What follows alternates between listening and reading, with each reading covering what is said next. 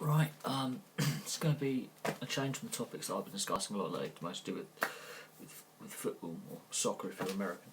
And we're going to focus on the NHL and the Vegas Golden Knights. All I can say is they've only lost to one game. They've won all the others, so I think they're like 7-1 or 8-1 record, something like that. They've got the highest shooting percentage of shots on goal that actually go in the league at like 11-12%. They're on their third choice goalkeeper, and even he's winning games now, and that shouldn't be happening. Yeah, they've got some good players in their side. Marc-Andre Fleury, Derek England. They're good. Marchessault. They're good players. They've got a good coach in Gerard Gallant, who's done well at every team he's coached at. He's brought young players through, and he's done well. So it's not as if they've got a bad setup. But they're an expansion team, and in NHL terms, expansion teams tend to be quite naff, and they normally get slaughtered. The opposite has happened with this, and I've been watching ice hockey, and I've been watching ice hockey since I was a kid. My lifetime is classed as the expansion era since the early 90s. So, obviously, I haven't watched hockey in the 80s and 70s because I wasn't alive. But there you go. But so since I've been like 3 years old, 2-3 years old, from watching the game, I've seen like some expansion teams be absolutely shocking. Like at this stage in the season, having like 2 points, and I've seen other expansion teams do reasonably well, and have 5 or 6 points at this point and a couple of wins. Yeah, Vegas has like 7 wins, something like that. And they've lost 1 game, so they've got 14 points. This is like never happened before. They might even have 8 wins. No, I can't remember. They've got 7 or 8 wins. And their first month of competition is going quite well. Obviously, they're not going to win every game, and they're not going to keep this up. But what happens if they actually do? It seems they've got a really good team unity going, and everything seems to just be going really well. They're all playing, I wouldn't say above themselves necessarily, because I'm not like some other channels who say, oh, this player has played above himself or below himself. Like this particular season, this group of players are playing for each other. So if someone actually is struggling out there, a teammate is helping him out. If someone's got issues away from the game, a teammate is helping him out. A member of the backroom staff is helping. They seem to have a brilliant culture. So whatever, and it seems to be bringing the fans in. The more they win, the more fans will buy into this in the Vegas area, and will buy in and start supporting, and then the local community gets involved. And this could only be a good thing, because people are saying this franchise, this team are going to fail. It's going to, after 5 years, it'll be another Atlanta Thrashers and have to relocate. It's all going to go to crap. They're down talking. They're not going to win the Stanley Cup in their first year. I mean, the Florida Panthers came close in their second year. They got to the Stanley Cup final, but that was because there was that period of time. There was some really dire drafts, and there was a sort of change in the style of play, and the style of play had changed in the league, and it was sort of like a beginning of the expansion era. So teams it wasn't a good time for ice hockey. Basically, they were coming off strikes and lockouts, and there was a lot of bad things going on in the game. This is a brilliant success story, and they might win 40 games this season, get 80 points out of wins. They might win more. They might win 50 games. However many games they win, though, so far it's been brilliant, and I think I've even seen Vegas Golden Knights jerseys over here in the UK. And I go to ice hockey here in the UK, whereas you Americans and Canadians will call it hockey. And it is a well supported sport over here. It's just not as well supported and doesn't have the money that other sports do. But it's good. It's not the best quality, but it's good to watch. And I have seen at games fans turn up to games wearing Vegas Golden Knights gear.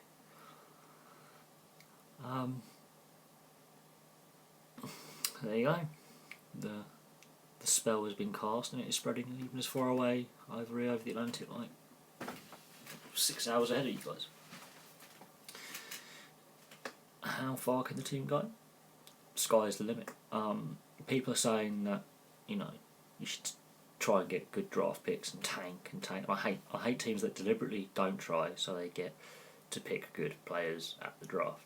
This is where that system needs to change and be a complete lottery, because at the moment it's not.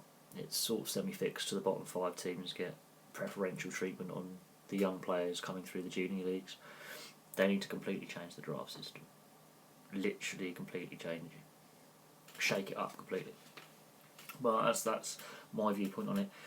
But I know Vegas are going really, really well, and they built a good culture. I think they've got a good coach anyway, and the players are playing really hard for him and playing really well, and they're probably really peeved off about being not given a chance at the teams they were at. Some of the players, I think, are furious at being, as it was an expansion draft, left unprotected by their teams, and some feel they were let down by their teams and weren't given a chance. Like Malcolm Subban, the goaltender, who's actually, apart from having a slight injury to his groin, he's played well in goal. He's basically, when Fleury's gone down injured with concussion, he's basically played on his head. He's basically played like Spider-Man. He's almost got a shutout, so he's proved to Boston that you were idiots, and they obviously didn't give faith in him and didn't coach him very well and bring him on. And unfortunately, he's now got injured, so now they're on their third and fourth choice goaltenders for games for the next couple of weeks, which is just something that we weren't expecting. But crikey, even if they win and they could get anywhere. If they get anywhere between 70 and 90 points, they might be getting playoffs. No one's expecting that. No one's expecting this team to succeed or do this well. Yeah, they're in form, and ice hockey comes down because there's a lot of games back to back or very close together. The fixture list is like you can have 4 games in a week, sometimes 5 if you've got back to backs. And sportsmen over here, like soccer players, football players, they whinge when they have to play like a Sunday, Wednesday, Sunday, like 3 games in 8 days. They whinge. The managers whinge. Okay then. Ice hockey players might have to play 14 games in 17 days. I've seen that come up before. 14 in 19, I think that Winnipeg Jets had a couple of years ago. Part of their fixture list. So yeah, I get a bit annoyed with soccer football players, if we call them that. They're not American football players, I'll call them soccer players in this video for the American viewers. I get annoyed when overpaid Premier League players whinge about having to play all these games. You're paid sick money. Like they earn in like a month what an average NHL player earns in a year. Some of their wages. I mean, Neymar earns in like a season what Crosby will earn in his lifetime. That is the disparity in wages. And this Vegas side are playing really, really well. They're not like dazzling. They are a bit workmanlike, but they're scoring a lot of goals. They're keeping a lot of shots out of the net, and they're entertaining because they're winning. And with what happened with that Vegas mass shooting as well, which was horrific, and I'm not going to lie, it's sickening. How the city and the team as well, being a focal community point, have all come together. Unbelievable. And hopefully they can continue. I mean, they are going to lose some games. There's no doubt about that. They're not going to win every game. They're in a very tough league. The division they're in the NHL is actually quite weak this year. It's only them, the LA Kings and the Calgary Flames really so far having good form, and they're actually at the top of the NHL as well. With they're right at the top of the league, and some other teams are really, really struggling and are not doing very well. Arizona have actually got no wins, and they've got 1 overtime point. So 14-1. That's already a 13-point gap between top and bottom. And at any stage of the season, that is a big gap, and that's only going to get bigger. Other teams are really struggling. Other teams are really, really well. But this Vegas side, how far will they go? I've seen other channels discuss this, and to be honest, if they did get to the playoffs, I'll be really happy. I would. There are the league's got other issues and things going on, and mostly do around like player welfare and concussions and other injuries and rushing players back, and the NHL Players Association and the threat of a lockout in 2-3 years' time and another strike, and this is a good distraction from that. And yeah, they are eventually going to lose games. Hopefully both Subban and Marc-Andre Fleury get fit again, and their two first and second choice goaltenders are back, because I don't expect a third and fourth rate or third and fourth choice to keep up, even though they even won there. It's Dansk won his first game. I don't see that as keeping them going. I do see a few more struggles and pitfalls ahead. There are going to be injuries.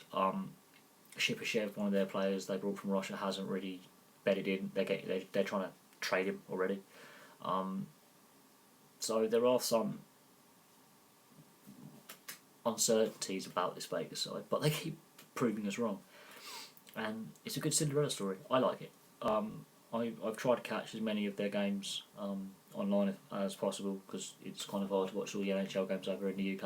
And I've tried to catch up with the highlights and the fixtures and some of the things that are posted on the internet, and it's kind of nice distraction from some of the negative stories we've got over here in British sport at the moment, with football being all over, or soccer if you want to call it, in America and Canada being an absolute mess at the moment with various scandals and other sports getting caught up with. We've had a boxer today, it's come out. His name is Muhammad Ali, ironically. He's a young British boxer. He's failed a drugs test, but we only found it was done in April, May, but we've only found out now. The British Board Boxing have hidden that really well. It's a bit naughty. We've had a rugby league player get caught in cocaine, several of them actually. We've had 2 football players up in Scotland, soccer players in Scotland getting caught in cocaine as well, and steroids. We've had a women's javelin thrower. We've had there's been issues with racism and sexism and homophobia, all sorts of issues going on with governance of sport. Our own ice hockey league, the elite league, the top league in this country, which my team isn't, it's in the second tier, but the top tier of hockey in this country has had issues with its Department of Player Safety being a joke for an incident over the weekend. It was quite a serious incident that if it was another European league, KHL, NHL, would have been dealt with completely differently. So watching the Vegas Golden Knights do so well and bring and people are just talking about it, their Twitter feed is amazing. Other channels are talking about it. Sportsnet are talking about it, and I do watch the Sportsnet YouTube channel. The other journalists and sports are taking note of what you can do with the right team ethic, the right coaching, engaging with the fans, engaging with the media in a positive light, because everything that seems to come out of Vegas, every time there's a negative story run, this injury has happened, this player's not playing well, they spin it on its head and make it a positive, and then they start proving the doubters wrong. Of course, they're not going to win the Stanley Cup. If they were even to make the playoffs, it would be a miracle. But at the same time, I wouldn't be surprised if they did. I want this team to do well, and I think the players who are playing are playing to win every night. They don't want to tank. They are going to hit a rough patch this season. They're going to have some rough games. They are going to struggle at times. There's going to be injuries and suspensions in the season ahead, and that's going to be a given. There's going to be, no team goes through the season winning every game, or not having injuries or suspensions or illness or fatigue. They reach a point where they go through a sticky patch, and it's how they get through the sticky patch and then carry on. But I want the team to do as well as possible. It's been a joy watching them. They're not the most entertaining team. There are other teams that have better players, but they're out doing them. They beat Chicago 4-2. They beat Arizona twice, and they've only lost the one game, and that's the thing. They've only lost one game, and other teams have already lost 7, 8 games, 9 games. They've lost one, so their record at the moment speaks for itself. Their players are playing really well as a group. They're buying into what Gerard Gallant is teaching them. They're buying into the philosophy and the ethos, and the culture is clearly right on and off the ice at that franchise, and hopefully, sky's the limit. Hopefully in a few years' time, they are still competitive. And it's important that they are competitive, and they don't just, dare make up the numbers. It doesn't seem that way. It really doesn't, which is great to see, and hopefully it continues for many years to come. And I hope when the next the next 32nd team comes in, which could be in the next couple of years, they are also as equally competitive and again get the culture right, and again engage the fans and engage the media, and come out positively. And even if they do lose games, they're still positive, because Vegas are doing something absolutely insane at the moment. They're proving everyone wrong. And with all the negative stories in sport at the moment, with people getting sacked from their jobs, and steroids and drug misuse and cheating and corruption, this is a good story to have, and a good positive story to have. And I am astounded and amazed at how well they're playing, and how quickly the city got behind the team. I've never seen a city welcome a sport so readily in a city that's not famed for its sport. It's famed for its boxing, is Vegas, and having big boxing matches and poker tournaments. It's not famed for a place where ice is readily found or anything like that. It's in the middle of a desert. But they've got the city buying into it. They've got people around the world buying into it. If people as far away as the UK have got Vegas Golden Knights jerseys, they're buying into it. And if you can buy into the global market, and the global hockey fans around the world are picking up your jersey and picking up your baseball cap and reading articles and supporting your team, you're doing something right. So this should be viewed as, so far, a success story for the NHL. Anyway, thanks for watching. Please like and subscribe if you are an ice hockey fan. I would like to have your comments and your views, because I've mentioned ice hockey in other videos, and there are other videos up about player welfare and concussions and players and player buyers and stuff, and I'll have another video for you soon.